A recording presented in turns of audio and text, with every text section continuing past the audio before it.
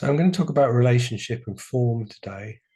And the reason is because I've been having a very interesting relationship of late. And that relationship has been with experience. It's been with my perception of experience. It's been with my mind. It's been with other people involved in this experience. It's been events. It's been an extremely multifaceted process, and it's taught me loads. It's actually taught me loads. It's presented all sorts of different aspects of mental challenges, and I found it to be quite fascinating, and I found it to be a great vehicle for personal growth. And we know with Course in Miracles, when it says the Holy Spirit uses relationships as its classroom. So, classroom, a place where we can do learning, the Holy Spirit, the part of our mind which is connected to the knowledge of reality outside of the dream. And relationship, obviously, for the large part, we would think of relationship being specifically between two people or a bunch of people, but it really doesn't have to be. Relationship can be with an experience or an event or a memory or a place. And in fact, really, it's all of these things combined. So I've been in a position at work where I've had a lot of challenges, and they've presented themselves to me in a way where I've been able to use it as a yardstick to see how my evolution as I return to the knowing, how that evolution is presenting itself to me. I notice aspects of this experience which in the past I wouldn't have dealt with in the way that I am now. And that's because of my Course in Miracles study. That's because of the application of the teachings that's being absorbed and that's being used and being made manifest with my will and my attention. I often find myself speaking to my clients as like explaining to them that these processes take a long time, and there's a military saying that I like to use to explain it to them, which is, it deals with the duration of an experience, and it says that in a journey of 100 miles, about 90 miles is about halfway. So I've been able to help a lot of people with that. I turn up to a project, I'm coming in at the end when they're already very depleted, it's gone on for a long time, they're hanging out for it all to be done. And I can say to them, in a journey of 100 miles, 90 miles is about halfway. You're going to need the same amount of energy at the end to get you over those last 10 miles than you did for the first 90. And then in this situation, I've found that the opportunity to apply that to myself, because although I could share that information with somebody and for it to feel like it's more relevant to them than to me, in this situation, it's been equally relevant to me. And it's a chance to take on board these words which I've been sharing, this thought that I've been sharing, and to actually experience it myself. Because my part in this process has been really, really extended as to how it normally would play out. And because it's gone on for so long, I've experienced a full sort of spectrum or a plethora of feelings and emotions and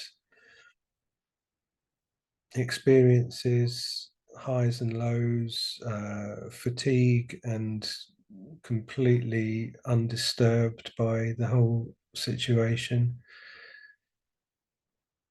And it's been a relationship with an experience. It's been a relationship with an event, with the client. It's been a relationship with myself. But ultimately, it's been a relationship with my perception of all of those aspects as well. So the, the perception is the constant in all of this. And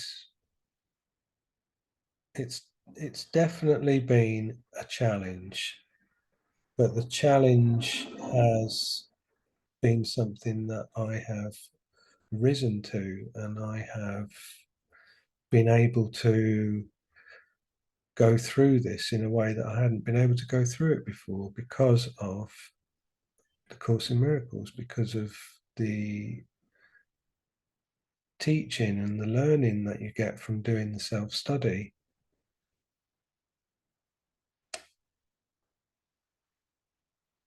Rupert Spira, there's a quote recently by him which has really stuck with me. Love is not a relationship between two people. Love is the collapse of relationship.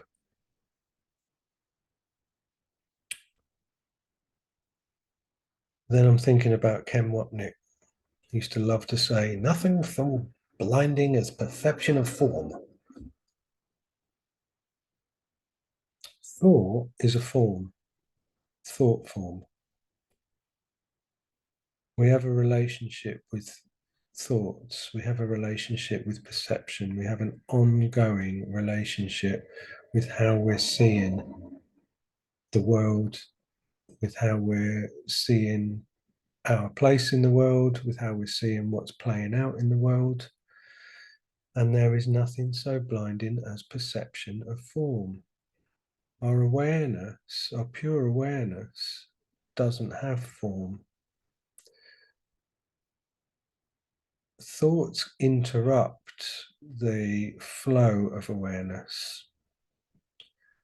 So I had a very interesting meditation about a week ago, and my awareness was present, and I was watching my thoughts in form. I was watching the form of thought play out from a point of awareness, the non judgmental awareness that looks on what the mind is thinking. And I noticed that it was either something in the future or something in the past. And I was going from this experience of being just awareness to then watching the thought, to then being consumed by the thought, to then realizing I'd been consumed by the thought, pulling back to be awareness again, taking a breath, and then there'd be another thought form. And I'd look at the thought form from the point of awareness, then I would fall into the thought form, and then the thought form would take me into the past, into the future, into the past. And this was an ongoing cycle, which was, I don't know, 10 or 15 minutes of having this really clear view of what was taking place. And it was like watching a film. It was like, sitting there watching a film, and you know that you're watching the film, and then all of a sudden you get absorbed into the film, and you think you're the main character in the movie, and then you forget you're not the main character in the movie, and then you pull back again, and you realize that you're watching the film, and then you get pulled back into the movie again, and then you think that you're the main character in the movie, and then you remember you're not. And this just went round and round and round during this meditation. But it was obviously quite fascinating because it just showed power of the mind to just drop in to these imaginings of like the future or the past. They always come at the price of the present, because pure awareness just rests in the now, doesn't have form. There is nowhere but now for pure awareness to occupy. So to watch the way the ego was like projecting these imaginings into potential future events or potential past events, and the way I was watching the mind either dropping in to believe it was the character in these imaginings or then waking up and pulling out, was fascinating, because it was like a microcosm in terms of the experience at work, with this being exactly the same principle, watching what's going on, falling into the situation, being consumed by it, pulling out. And, historically, these experiences would have been quite draining and depleting. And I'd get to the point where, when the project nears the end, I would like drive away from that project just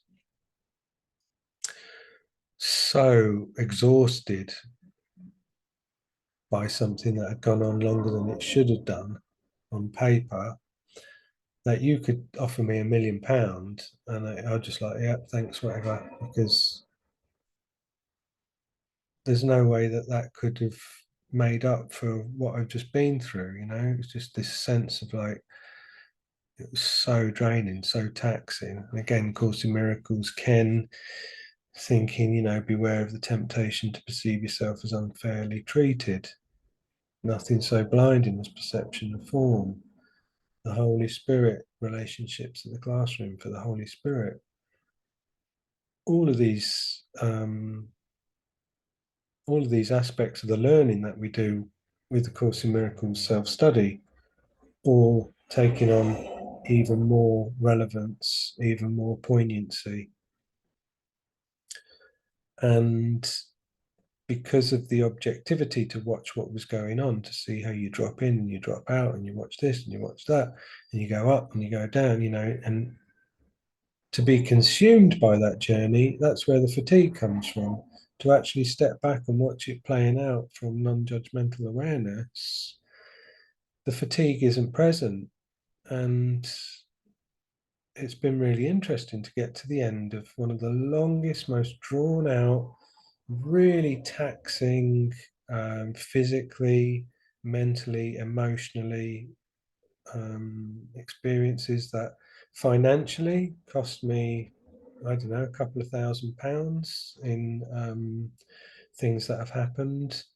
So there's so much justification for that voice, for me to feel unfairly treated, if I was blinded to the perception of form, form being the thoughts being my relationship with the classroom being relationship itself, me, my mind, my perception, and then what appears to be external to those factors. So I find myself coming to the end of this project without that depletion, because I hadn't been consumed in the same way that I would have done many years gone by.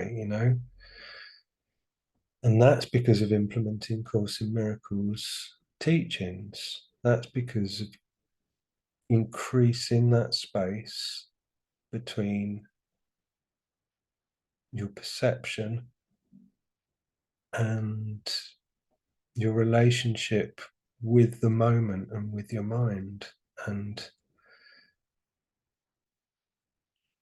being able to extend that pause between action and thought,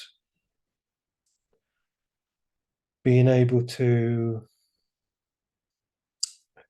consider um,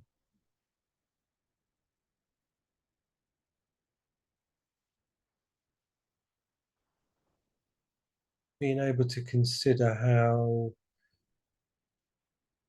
historically this would have been something that I could have found great reason to feel unfairly treated. Whereas now I can look at it from a point of understanding that makes me feel like it's not really altering anything.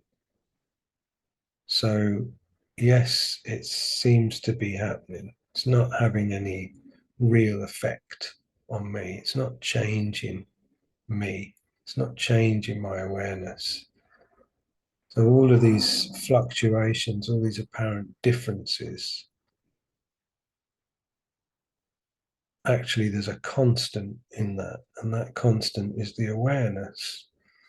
And the awareness isn't altered by all of these fluctuations. It is if you allow it to be.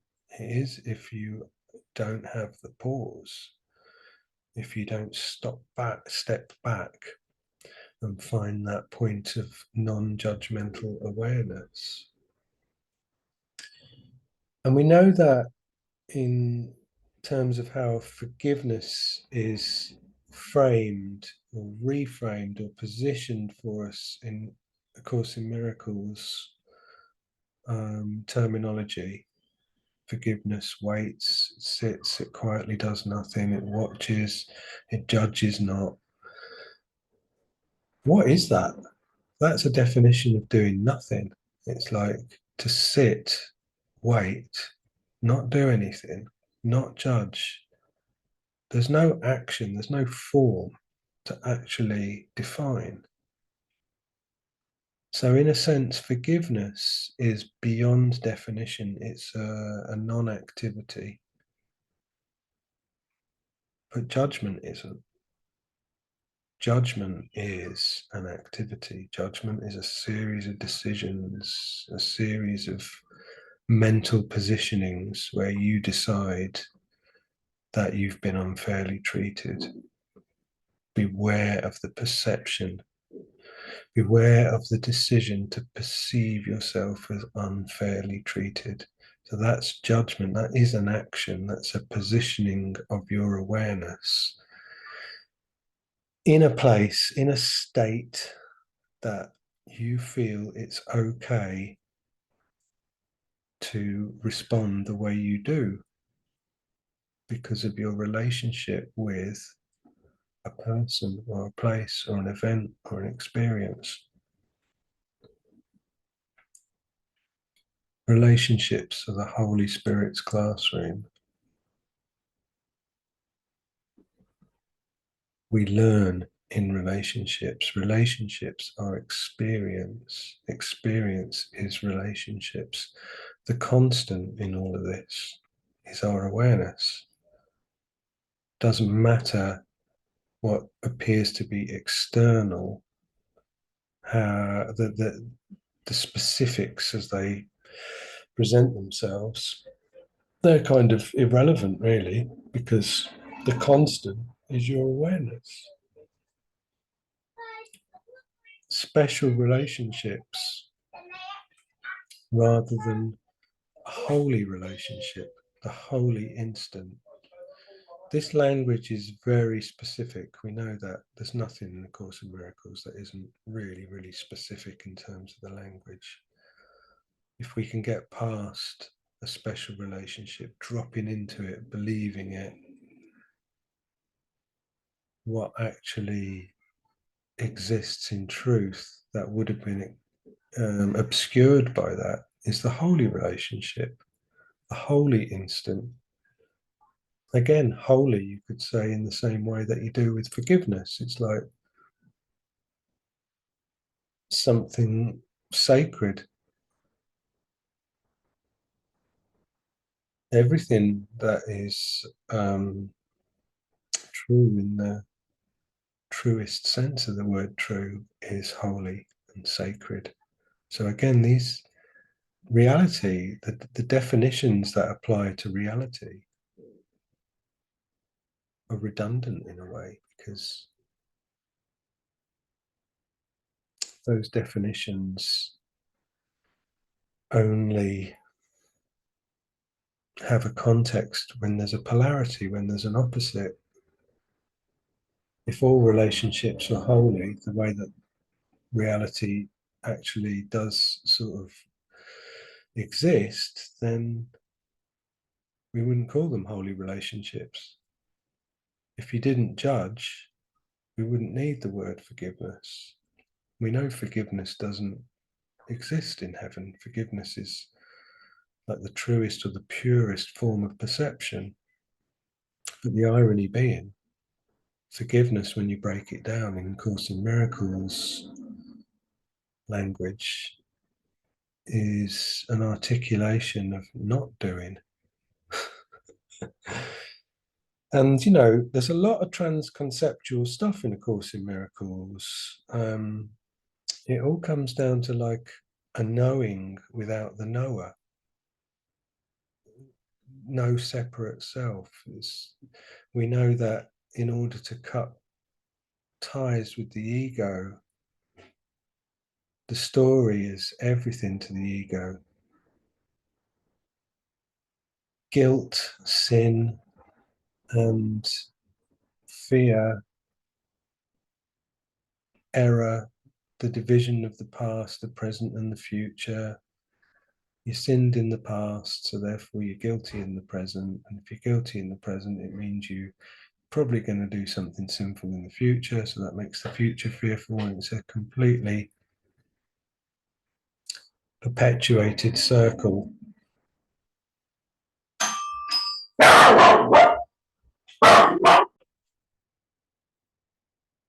Just had a relationship with a delivery driver at the door, and my sausage dog's response to that delivery. Can't remember where I was. I was having a relationship with some thought forms, I think. And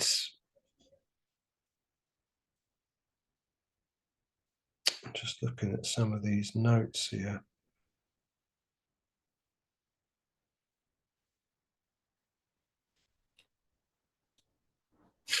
Yeah, so this experience I had was really interesting. It was, something that I would have like it would have not been amusing in the slightest in the past. I don't have a couple of spare £1,000 to lose. That's happened. I can't do anything about that. I can't get the time back.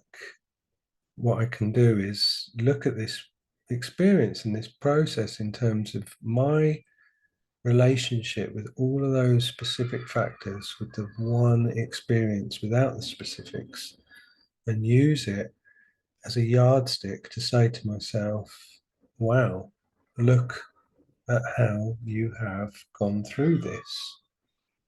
In a journey of 100 miles, 90 miles is about halfway. And those last 10 miles, when you've got no energy left, you've got nothing left in the tank, that is when you really do need the reserves, but they're just not there because you're so depleted because you've just done 90 miles. But without dropping into ego all the time, you've got to think about how draining ego relationship is. If you take every single twist and turn with that ego, like I said about this meditation, it's like you watch the mind, you watch the ego come up with the scenario. It puts you into the scenario, something about the future, something about the past. If you allow yourself to be in that imagining as though it's actually real, then you're going to go through all of it, all those twists and turns, and it's going to be emotionally draining. If you can watch it with non-judgmental awareness, it's not so draining. Go through an experience like I've just been through, which has been really, like, technically on paper, really, really difficult. But I've actually, like, breezed through it, really. And that's because of studying A Course in Miracles. And it's the 9th of September today, 2023. It's exactly 30 years to the day that my friend knocked on my door. So for those of you who don't know my story with Course, I lived in a road in this town at number 25 for, I don't know, 5, 6, 7 years, family home. When I left the family home at 21 years old in 20 years old in 1993, I went to number 44. So I only moved, like, 1-2 minute walk away.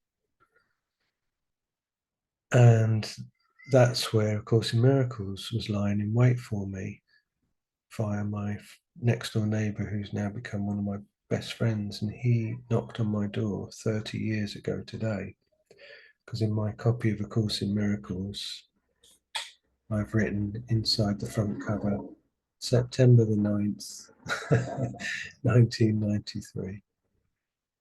So 30 years to the day, I'm able to sit down and reflect on what has just been a really, really, on paper, difficult scenario, financially, mentally, physically, emotionally.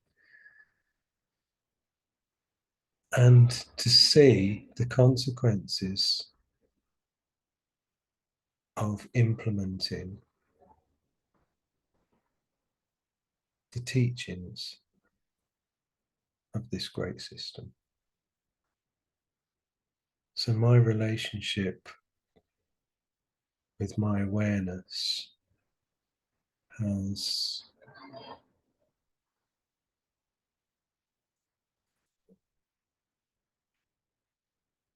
become so much clearer. We know that with A Course in Miracles, what's happening is we're having this secondary program exposed, pointed out to us. It's about character profiling, that ego thought system. And once we have a handle on that thought system, which we used to just blindly adhere to, then we have the grounds to decide against it. Because we know what the cost is. The cost is peace. Peace and happiness. Peace and happiness are aspects of love. Love is God. God is love. God is beyond form. Love is beyond form. That's why A Course in Miracles says God is. We just say that and we simply cease to speak. And even if we did want to speak, there aren't any lips to speak with. We leave it alone. We don't go there. We don't go to the realm of definition, because to define it requires a polarity, requires an opposite. What's all encompassing can have no opposite. So here we are, dreaming of exile. We return as we go forwards on a journey without distance. We choose second place that we may gain the first. There's so much paradox involved in the truth. Truth reveals itself in paradox. It's an undoing of what never was. Atonement, undoing of what never was.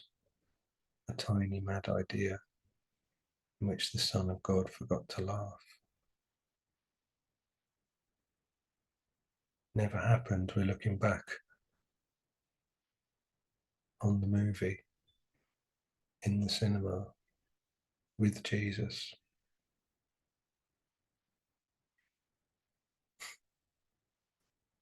Nice.